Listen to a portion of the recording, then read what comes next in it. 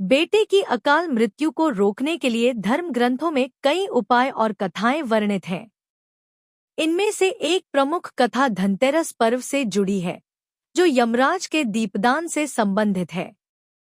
यह कथा न केवल अकाल मृत्यु से बचाव का मार्ग दिखाती है, बल्कि भक्ति, विश्वास और सत्कर्मों की महत्ता को भी उजागर करती है। कथा राजकुमार हेम और यमदीपदान। एक राजा हेम और ज्योतिषियों की भविष्यवाणी। प्राचीन काल में हेम नामक एक राजा थे। उनके पुत्र के जन्म पर ज्योतिषियों ने भविष्यवाणी की कि यह बालक विवाह के चौथे दिन मृत्यु को प्राप्त होगा। राजा हेम इस भविष्यवाणी से चिंतित हो गए और उन्होंने अपने पुत्र को यमुना तट पर एक गुफा में ब्रह्मचारी के रूप में रखने का निर्णय लिया, ताकि वह स्त्रियों के संपर्क से दूर रहे और विवाह न हो। 2. राजकुमारी का आगमन और गंधर्व विवाह। एक दिन राजा हंस की पुत्री यमुना तट पर घूमते हुए उस गुफा तक पहुंच गई। वहां उसने राजकुमार हेम को देखा और दोनों एक दूसरे पर मोहित हो गए। उन्होंने गंधर्व विवाह कर लिया। विवाह के चौथे दिन ज्योतिषियों की भविष्यवाणी के अनुसार राजकुमार की मृत्यु हो गई। राजकुमारी का करुण विलाप सुनकर यमदूतों का हृदय भी द्रवित हो गया। 3. यमराज से उपाय की याचना।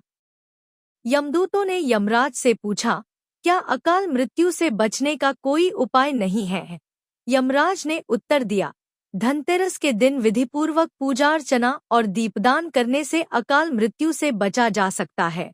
तब से धनतेरस के दिन यमराज के लिए दीपदान की परंपरा शुरू हुई। यमदीपदान की विधि। धनतेरस की शाम को यमराज को प्रसन्न करने के लिए दक्षिण दिशा में एक दीपक जलाना चाहिए। इससे जुड़ी विधि और मंत्र निम्नलिखित हैं। मिट्टी का एक बड़ा दीपक लें और उसमें तिल का तेल भरें। दीपक में 2 बड़ी बत्तियां रखें, जिससे 4 मुख दिखाई दें। दीपक को रोली, चावल और फूलों से सजाएं। दीपक को घर के बाहर दक्षिण दिशा में रखें और निम्न मंत्र बोलते हुए जलाएं। मृत्युना पाशदंडाभ्या कालेन च मयासा त्रयोदशा दीपदानात् सूर्यज प्रियतामिति। हाथ में फूल लेकर निम्न मंत्र बोलते हुए यमराज को नमस्कार करें। यमदेवाय नम नमस्कारं समर्पयामि।